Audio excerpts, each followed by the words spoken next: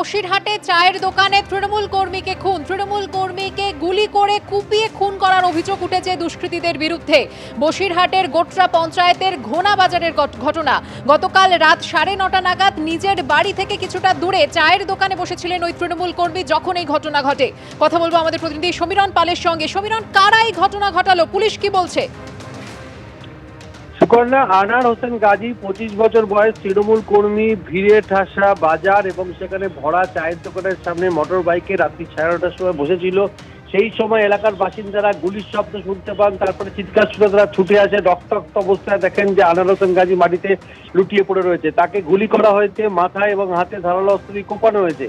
আশঙ্কাজনক অবস্থায় তাকে নিয়ে যাওয়া হয় বসিরহাট জেলা হাসপাতালে। সেখানে নিয়ে গেলে চিকিৎসকরা মৃত বলে ঘোষণা করে।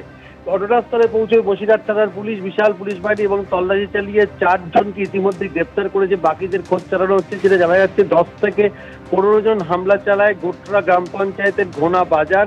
যেটা জানা যাচ্ছে পুলিশ সূত্রে যে 2014 সাল থেকে আনার হোসেন গাজীর সঙ্গে একটি জমি নিয়ে গ্রামের কয়েকজনের বিবাদ চলছিল। সেই পুরনো শত্রুতার জেরেই তাকে পরিকল্পনা করে গুলি করে কুপিয়ে খুন করা হয়েছে, এমনটাই পুলিশের ধারণা।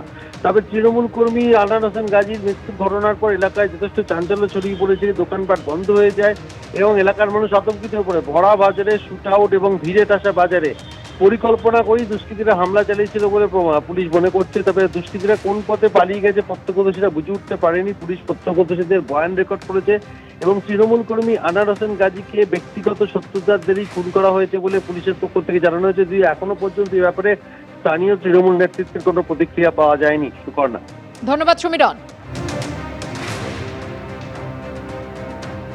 আর এই ঘটনা নিয়ে স্থানীয়দের কি প্রতিক্রিয়া শোনাবো আপনাদের। আমাদের হাজিবাগ সংলগ্ন এলাকায় একটা চায়ের দোকান আছে। ওখানে বসে আমি ভিতরে চা খাচ্ছিলাম আর ও বাইরে একটা বাইকের উপরে বসেছিল।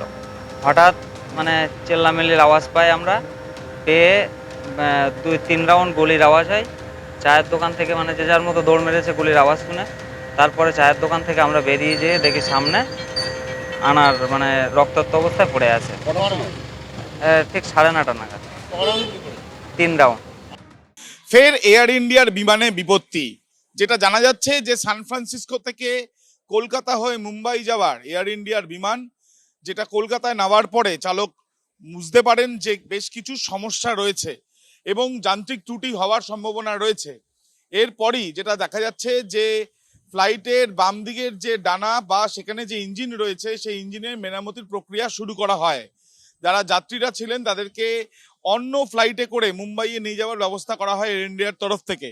সূত্রের খবর, এই যে AI-180 এয়ার ইন্ডিয়ার যে ফ্লাইট, সেই ফ্লাইটটিও বোয়িং এর এবং সেই ক্ষেত্রে কি ধরনের যান্ত্রিক ত্রুটি সেটা পরীক্ষা করার পরই বিষয়টা স্পষ্ট করে জানানো হবে। যদিও এখনো পর্যন্ত সরকারিভাবে এয়ার ইন্ডিয়ার তরফ থেকে এই বিষয় নিয়ে কোনো ঘোষণা করা না হলেও গতকাল তারা এক্স হ্যান্ডেলের মাধ্যমে জানিয়েছিলেন যে মুম্বাই এয়ারপোর্ট এবং মুম্বাইয়ে বেশ কিছু জায়গাতে যে তীব্র বৃষ্টিপাতের কারণে ফ্লাইটের অবতরণ বা ফ্লাইট ওড়ার ক্ষেত্রে বেশ কিছু সময়গত বেশ কিছু তারতম্য হতে পারে। যদিও এই কারণেই কি মুম্বাইয়ে যেতে সমস্যা হলো সেই বিষয় নিয়েও এখনো পর্যন্ত সরকারিভাবে কিছু জানানো হয়নি।